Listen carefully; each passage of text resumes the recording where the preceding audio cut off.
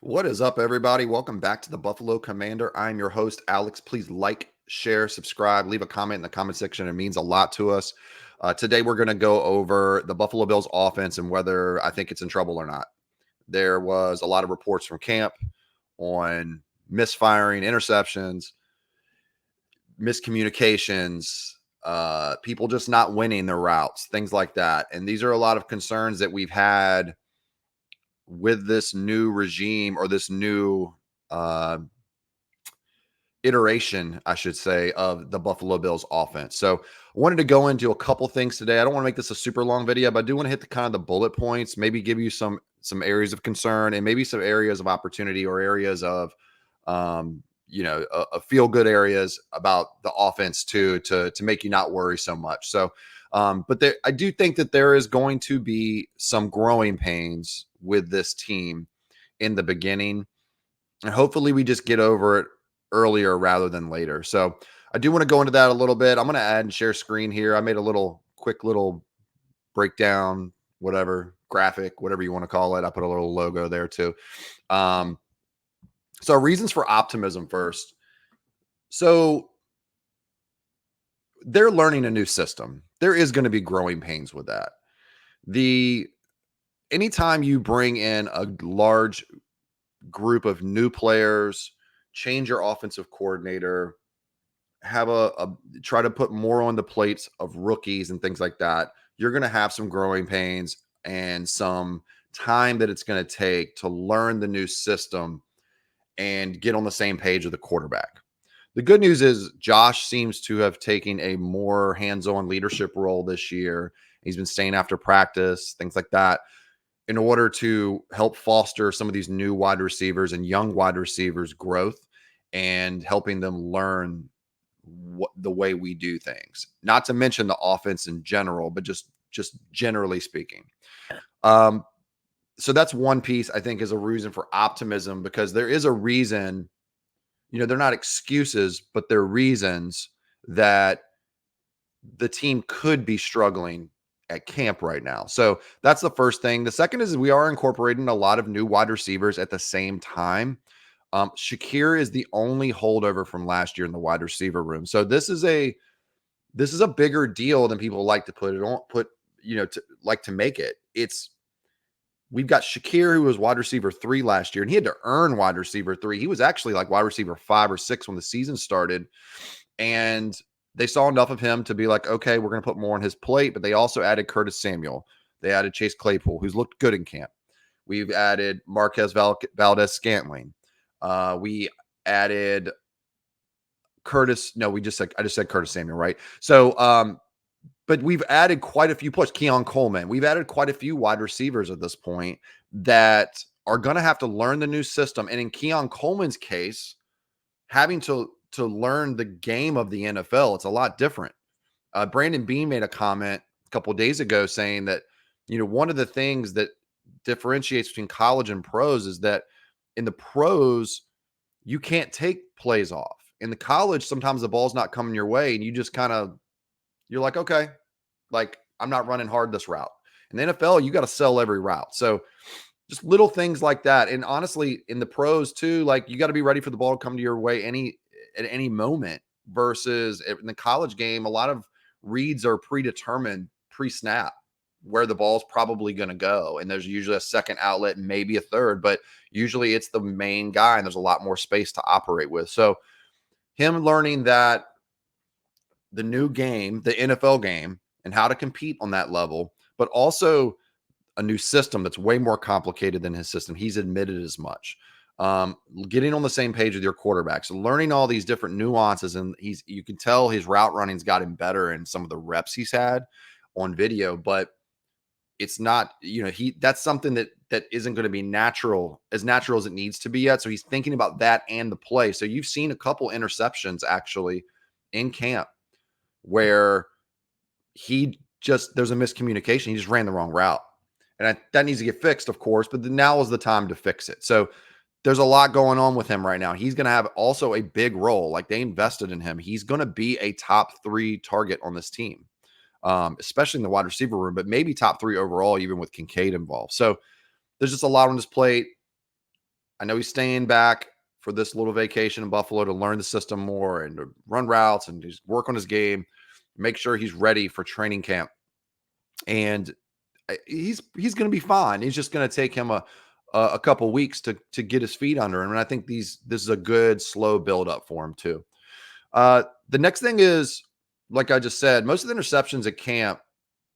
Let me say this too: they didn't have a lot of touchdown reports from camp for the first team offense. It was always Trubisky or Bichelli, or just you never heard much from Josh Allen throwing touchdowns in camp. I find that hard to believe.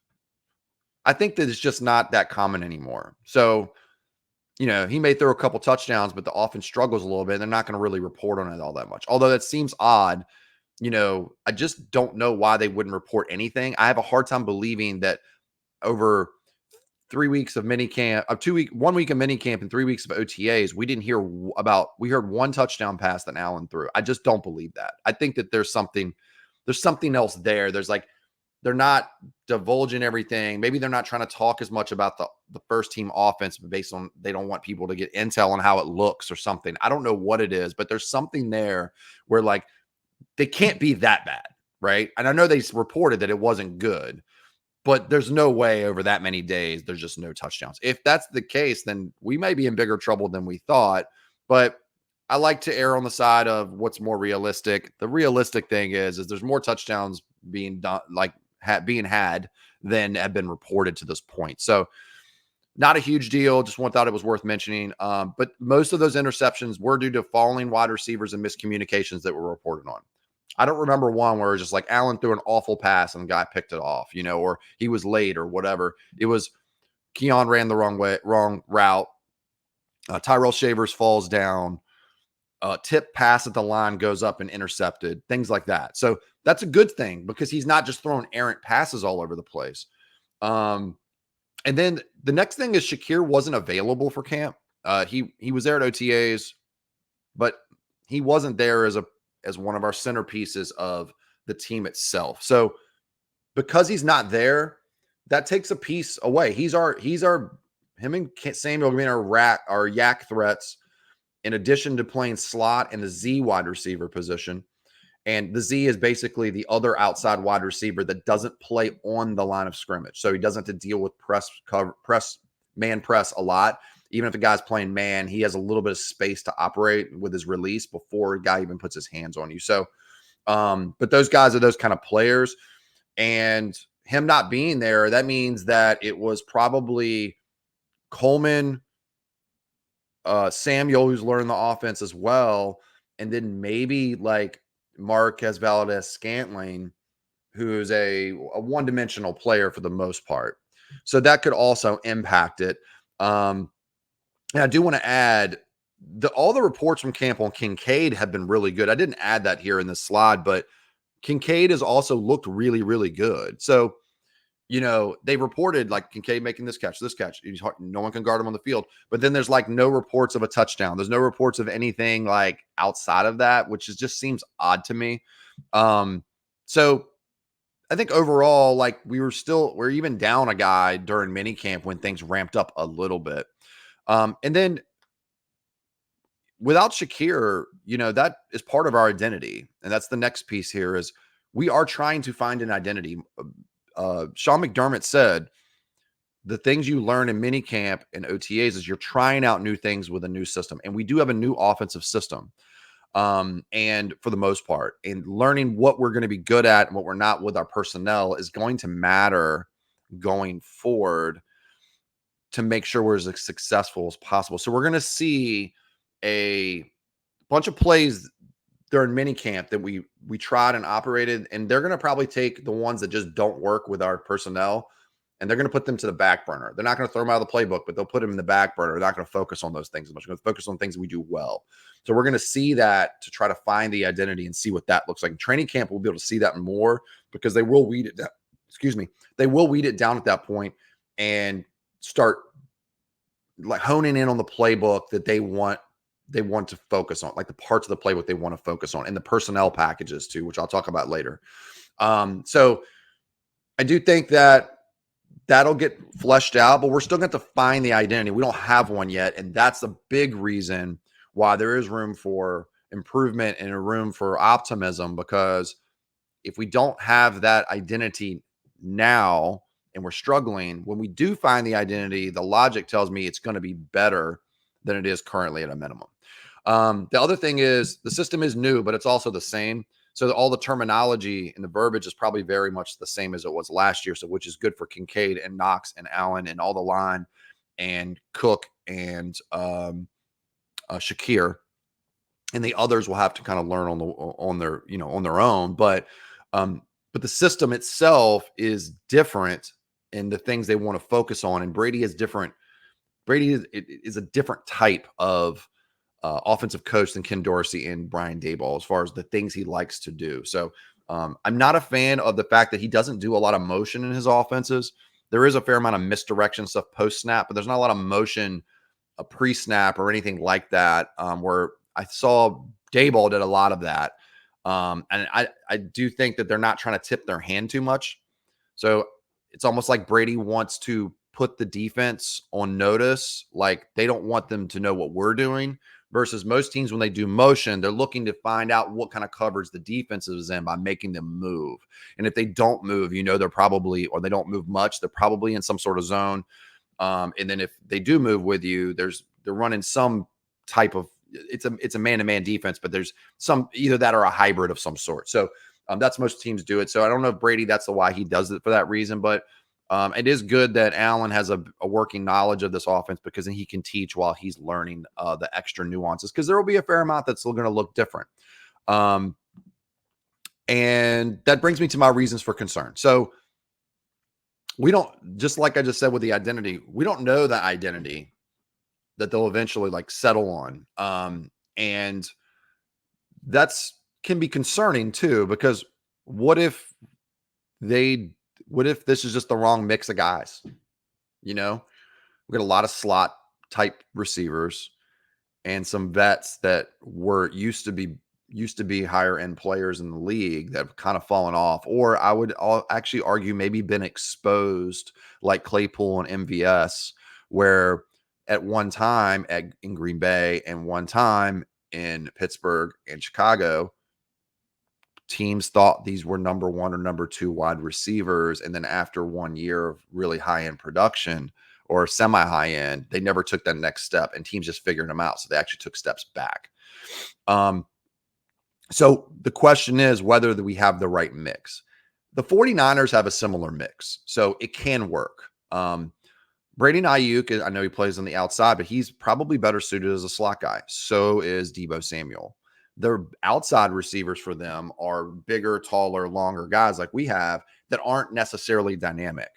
And then they have a really good tight end and a good offensive line and a running back that is a good receiver. So it sounds a lot like Buffalo, So we could see a lot of that, maybe working itself out. But Brady's going to have to probably lean into more motion, lean into trying to create matchups that work better for our personnel, while Kincaid starts to take the next step of being a primary option in an offense, which is also something that he's never really, he did it in college, but we've never been a tight end centric offense. So it's not just him learning that, it's Josh Allen being comfortable running a tight end centric offense going forward. And that's my only hesitancy, whether he can do it, and his size and potential for injury and things like that, because he is not a huge tight end.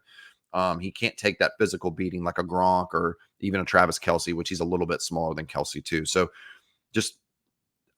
I love Kincaid. I want him to be, don't beat me up. I love Kincaid, but I'm not completely sold that he can be a 1,000, 11, 1,200 yard receiver and 7, 8, 9, 10 touchdowns a year guy. I still see a guy who's best suited as an 800 to 900 yard guy for 6 or 7 touchdowns. And he gives you money catches when you need it.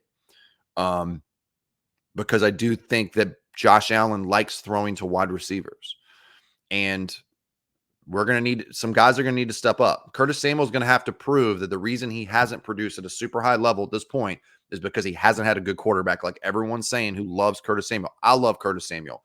I'm wanting to see him prove it. He's not a 35-year-old guy. We're talking about a 27-year-old wide receiver It's time. He runs 4.31. He's big enough. He's 5'11", like 200 pounds. He's built like a little, like not quite Debo, but he's built rocked up. He can run routes. He's got pretty good hands, not amazing, but good enough. And I'm not saying he can be a number one guy, but he's going to have to be better than he's ever been before. In addition to Shakir, which with increased volume, we don't know what that looks like either.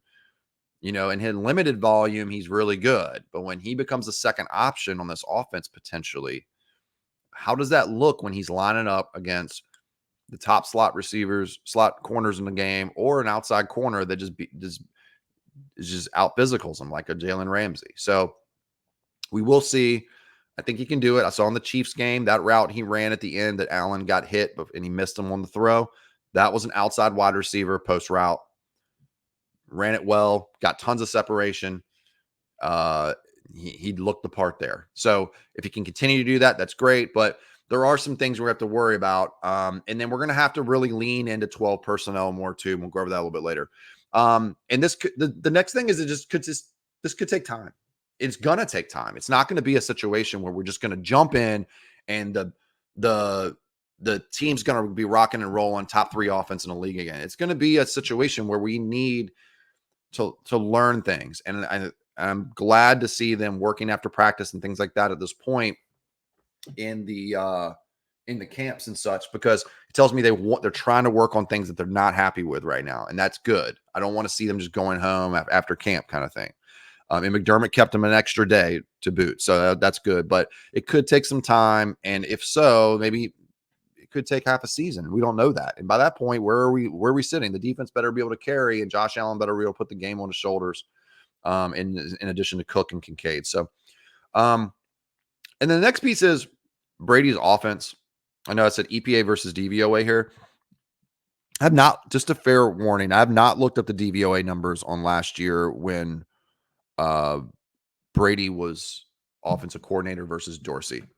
But I know for a fact that the EPA per play was better under Dorsey than it was in Brady, but we weren't winning as much and we were far less consistent.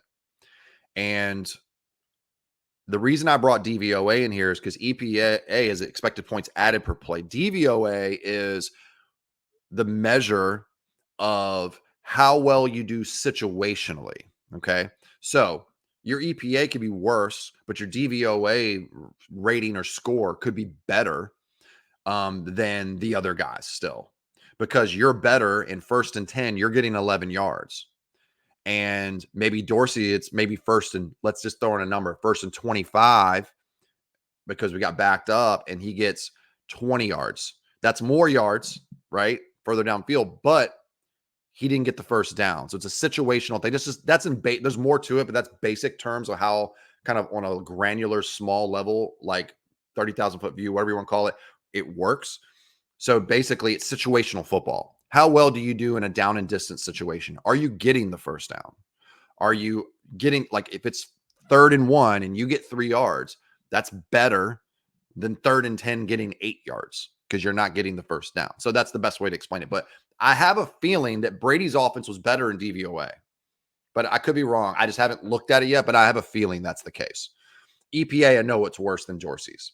So where I'm going with this is, has Brady ever really had a successful offense other than LSU, where he was part-time play caller? Carolina, he wasn't good, but Carolina is kind of a S show.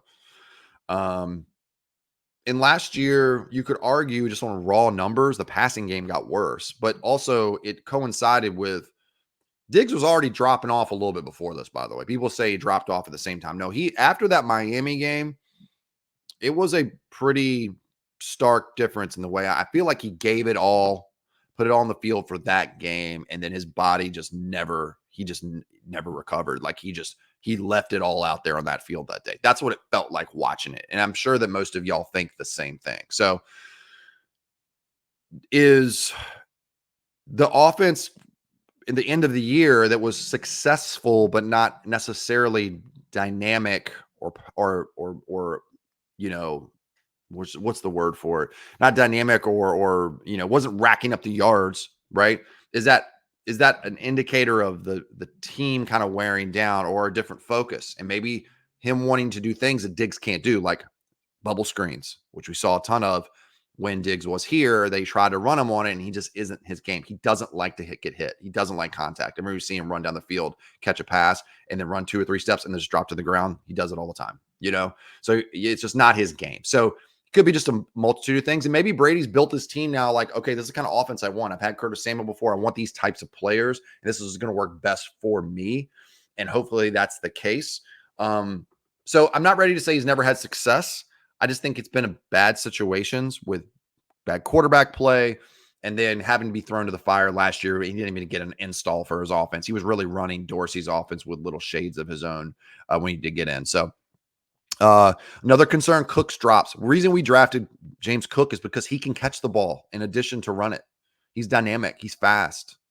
He has good hands, but his concentration's awful. He drops so many passes now, and he's done it in camp as well. And it's starting to get concerning. He needs to be able to hone that in and get his mind right with it. So hopefully he's going to get it out of his system now, and it won't be an issue. Because remember last year, Khalil Shakir had drop issues too. And then he didn't drop a pass during the regular season. He was the surest handed guy on the team. So hopefully that's the case, and we can just breathe and it'll be fine. But it is concerning. Next, lack of an alpha. Do you need an alpha is the question. And I think you do, but it doesn't have to be a wide receiver. It can be a tight end. People try to point to the Chiefs, but they still had an alpha. They still had Travis Kelce, So it can be done. It's not you having a dominant wide receiver 1 alpha is important, I think, for a team, or at least a guy who's close to that. But it can be a tight end, and I'm hoping Kincaid steps to that. But we don't have an alpha receiver right now. And then last point that concerned me was there was a point in camp where Brady stopped and said, with some explicatives, can anyone make a effing play? And that concerns me. Like when we need a play in the past, even when Diggs was slowed down a little bit, he would often be at least available to make a play. And if we don't have someone who steps up as an alpha and takes that on and says, we need to make a play, it's me. And it can be Kincaid. It could be, I don't think it's going to be Samuel. I don't see that in him. The most likely indicator is going to be Kincaid or Keon Coleman, if Coleman can develop. And I think that he can. And I like his game. He wasn't my favorite wide receiver in the draft, but I've warmed up to the idea and his attitude and his work ethic. And I've seen his routes at camp through the videos, and they look much more crisp than they even did in OTAs even. And before that in rookie mini camp, and before that in college, and at the combine when I watched him run routes, he was much more crisp now than he was then. And I see development that he can do these things. He's athletic. He's a basketball player too, by the way. So some guys can't learn how to run routes because they're not high end. They're not high end enough agility athletes. Basketball players are, even if they're not super duper fast. Their whole game is misdirection and being able to sway and hip movement and feet and ankles and things like that. So I do think that we can get to a point with him where he can actually learn how to run, can be a better route runner. He could learn, he's going to be able to do that more fluidly than a Gabe Davis, who's not a D1, high-end D1 college basketball player, level athlete like Keon Coleman is. So that's going to be something that we're going to find out. But I think there's 2 guys. It's just 2. It's Kincaid and Coleman. One of those guys has to step up and be an alpha. And we've seen rookie receivers do it. So, I mean, Justin Jefferson, right off the bat, alpha. Jamar Chase, right off the bat, alpha. I'm not saying he's those guys, but I'm saying it can be done. Guys can step in and be an alpha on day one. And there's going to be times where we need to make a play and we're going to need to rely on somebody. And that's my main concern with that. So, so predictions and where do we go from here? I think it's good. Personally, I think it's going to take a little bit of time.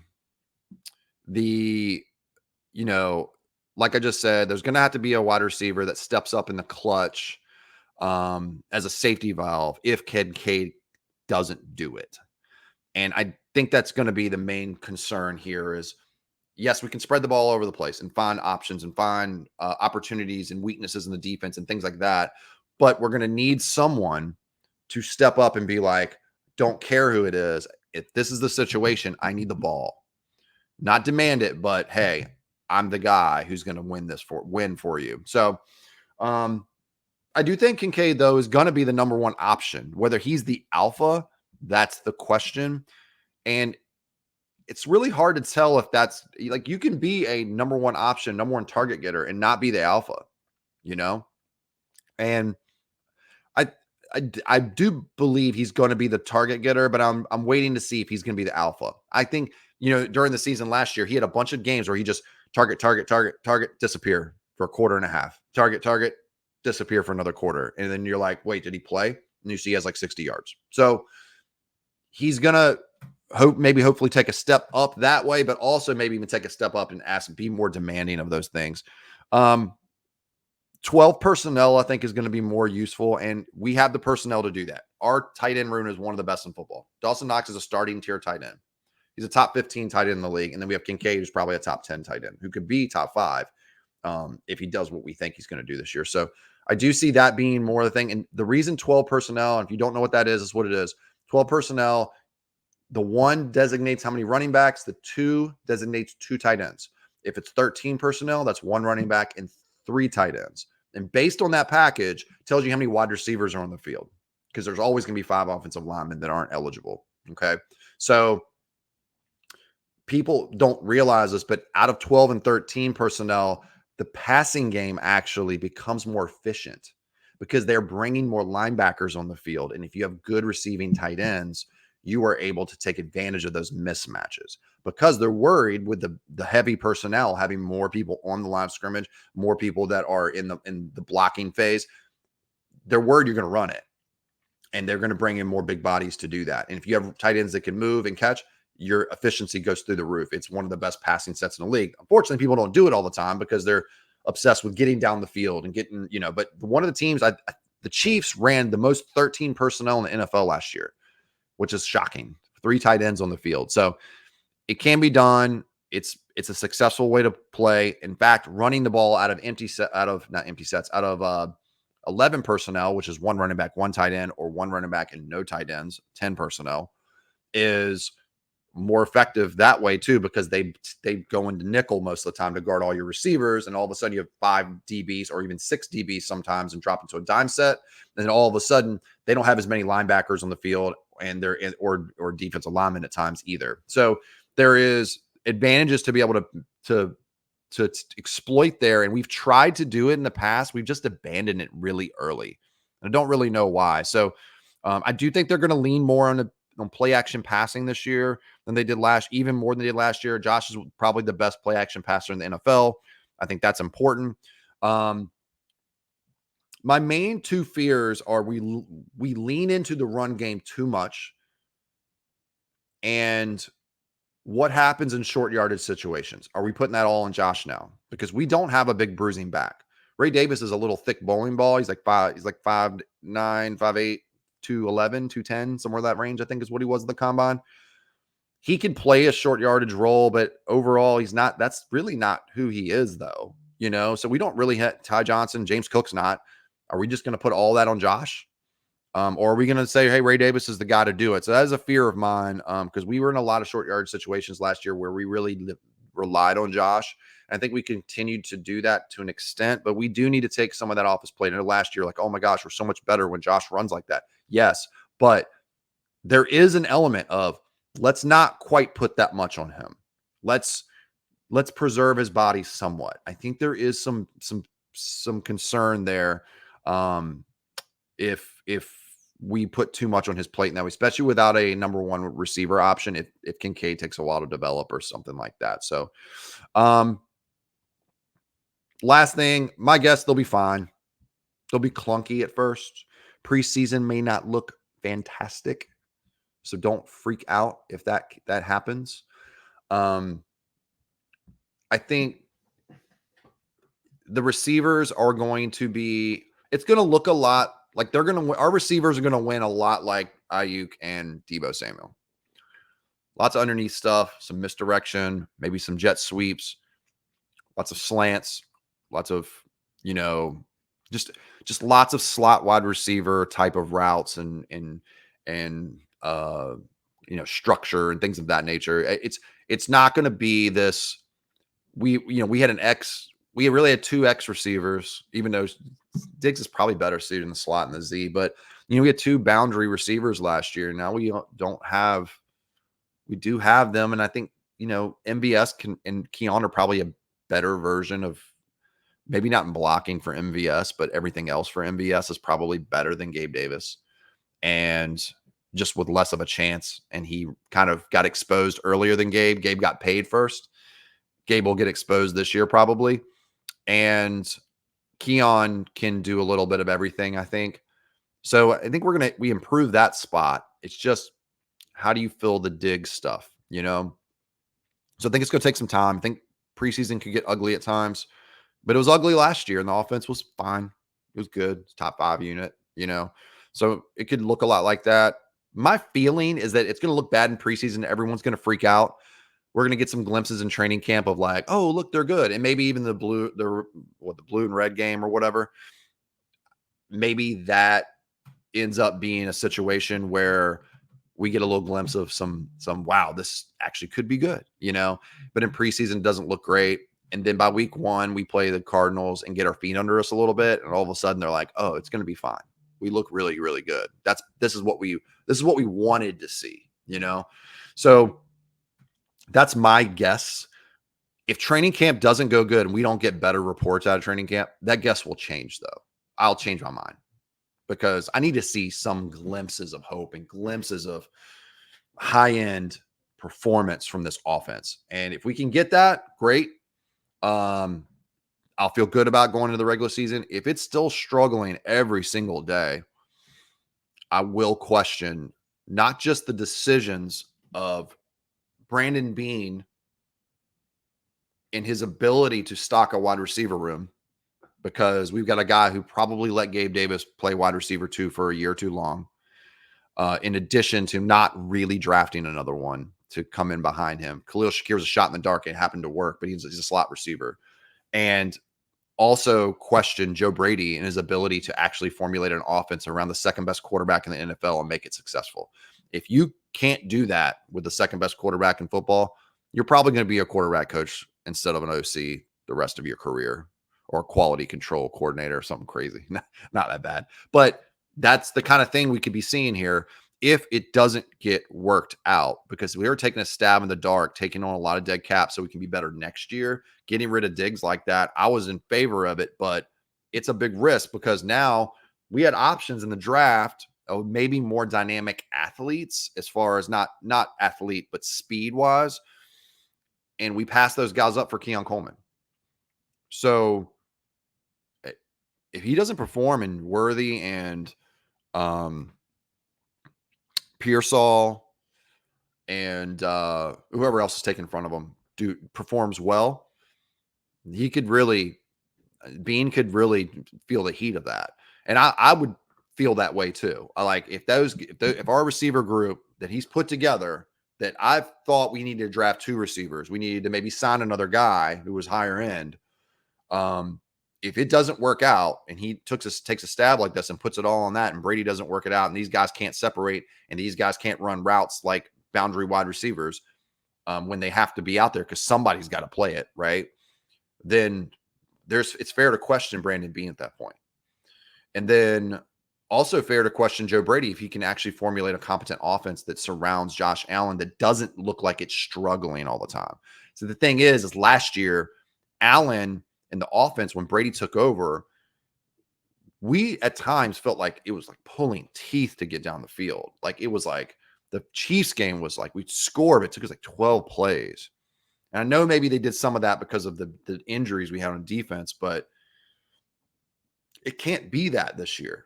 It can't. We have to be able to take. We need chunk plays. If we can't get them, we're going to have a lot of problems.